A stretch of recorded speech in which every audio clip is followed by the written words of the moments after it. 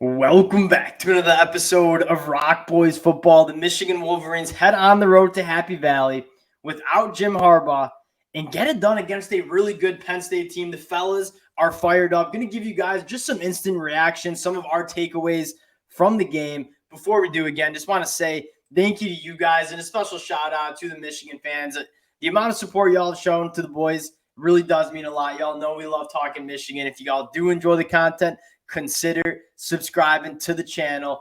And without further ado, it starts with just Michigan versus everybody. I hope everybody watched the post-game interview with Sharon Moore, Blake Corum, and some goosebump material. Dill, I said this last year, and I think it's even more important to note this year. Like, this team feels special. And we said, yeah, maybe you're a little concerned Jim Harbaugh not being on the sideline. This is a veteran team that's as close as we've ever seen a Michigan team. Yeah, I'd rather have Jim out there for sure, but you kind of knew this team would be just fine because of the veteran leadership and how just close this locker room is. Those were my first takeaways. I'll give you the T-box here. Michigan absolutely handling business on the road against a really good Penn State team. How are we feeling here?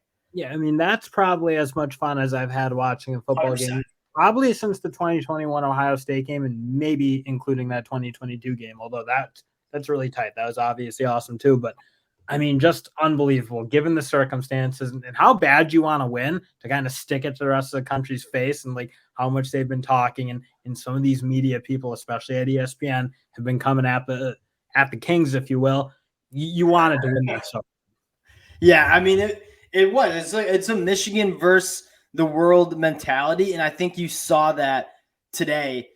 You got to start with the defense here, and this is a defense that I think is one of, if not the best units. I think you saw probably the two best defensive units in the country go toe-to-toe because Penn State's defense, phenomenal. We said that heading in.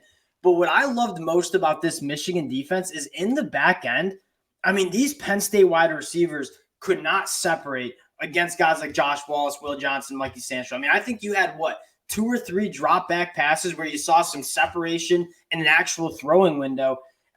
We talk a lot about the front seven. We'll get to there. But, Dill, this secondary for Michigan, absolute seatbelt all afternoon. Yeah, and I think you've been seeing that, honestly, and as especially they've gotten healthy and guys like Will Johnson and Rod Moore are playing pretty much the whole game.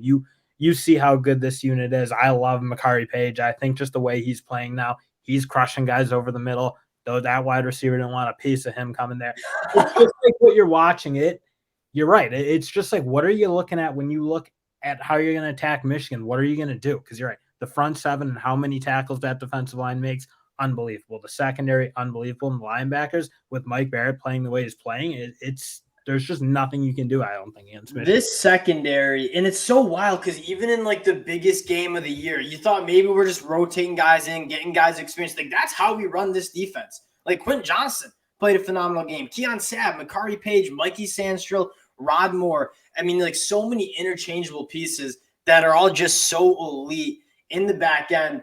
And Dill, I want to give a special shout out, Kenny Grant. We had such high expectations for Kenny Grant coming in. Him chasing down Nick Singleton on that run. The big dog can move. He was a force on the inside. Well, I didn't want that to take away from the fact that he was dominating. Getting that passer, making a lot of tackles, just an incredible game for him. Obviously, the highlight chasing him down, but he was so good today. Yeah. Rashawn Benny getting the fumble. He's a guy that we've been waiting for him to break out. He has a little bit of a breakout game. Honestly, the D-line as a whole, how many tackles they make near the line of scrimmage on run plays, I think, again, you haven't really seen that at Michigan since even last year and 2 years ago. They were very good units for sure.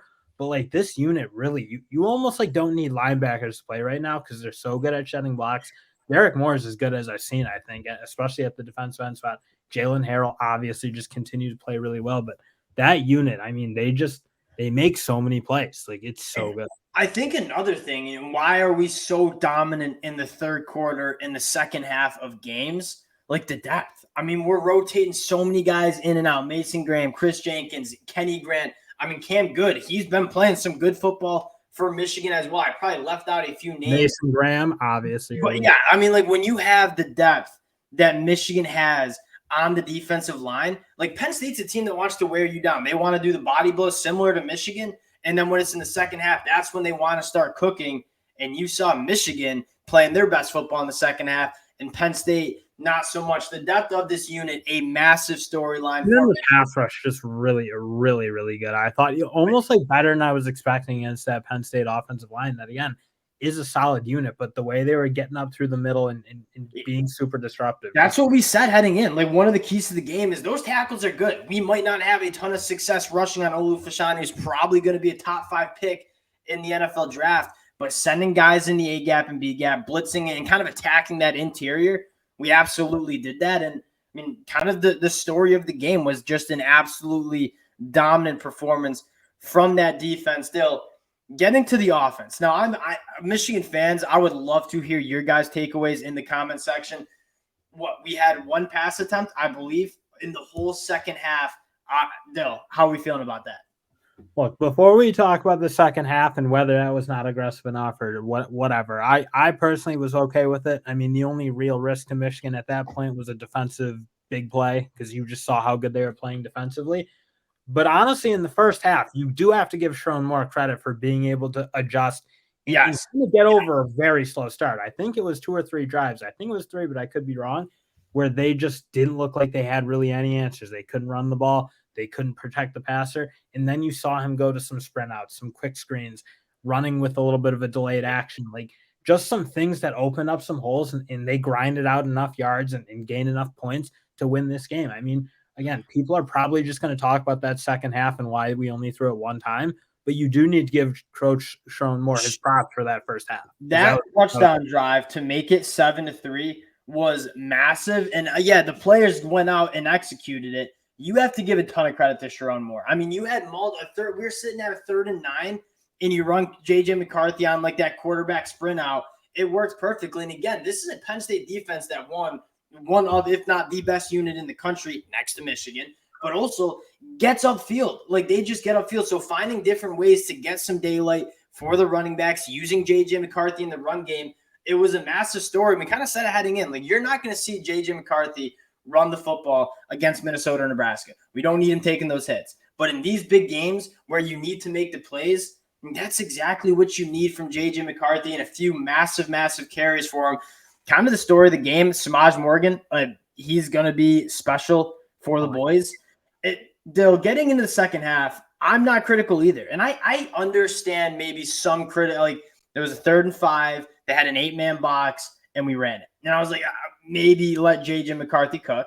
And I get that argument, but at the end of the day, you said it best. This was a Michigan defense that Penn State couldn't get anything going. They had 2 first downs heading into like the last 3 minutes of the fourth quarter. There's no reason to do anything else. Just trust your Michigan's defense to be dominant, play some field position, and go on the road and beat a top 10 team. That's exactly what Michigan did here. And you go suck 8 minutes off the clock at like right off that constrictor field goal. It's like, that's not a bad drive, honestly. You take it from 12 minutes to 3 minutes in just one drive. And I know they only kicked a field goal, but yeah, the clock stayed moving, and you just knew there was nothing they could do. If they got into the point where it was like they needed to totally rely on Drew Aller to do anything, you just didn't feel like they were able to make that happen. I know the last drive he did put something together, but that was getting into garbage time. 100%. I'm not holding that. Michigan held them to 9 points. I don't count that last touchdown as a point against Michigan. That's the most points we've given up all year, 15 points. That is absolutely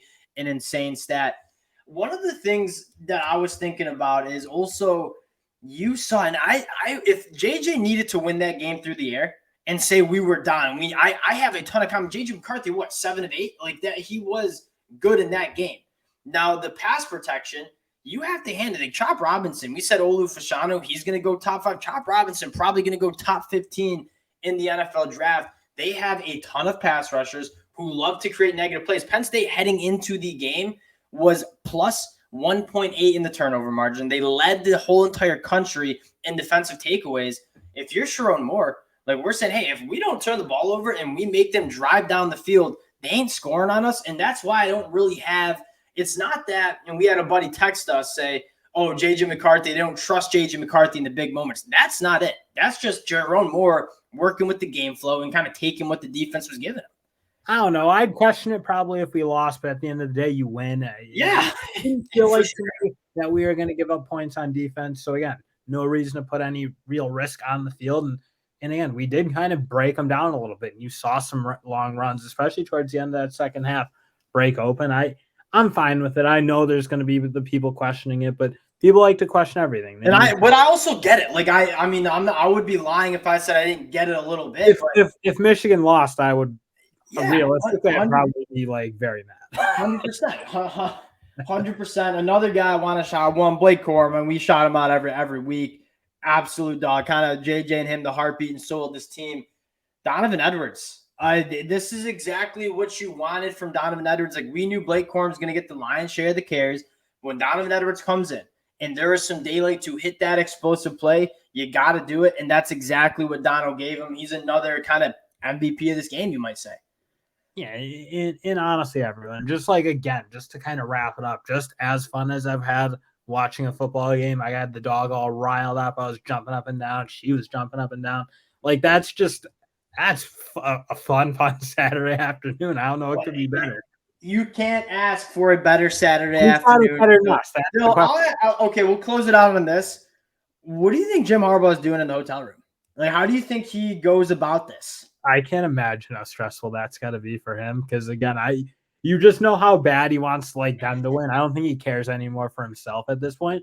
No. But you know how much he cares for the players. You know how bad he wants to see them win. And yeah, I'm just so happy they did it. Again, it would feel like, given everything that's happening, it would just be a bit of a gut punch to go lose this game. We weren't losing. Never a doubt for the Michigan Wolverines. Again, Michigan fans, appreciate you guys rocking with the boys. Would love to hear your takeaways in the comment section. Appreciate you guys, and we'll talk to y'all later.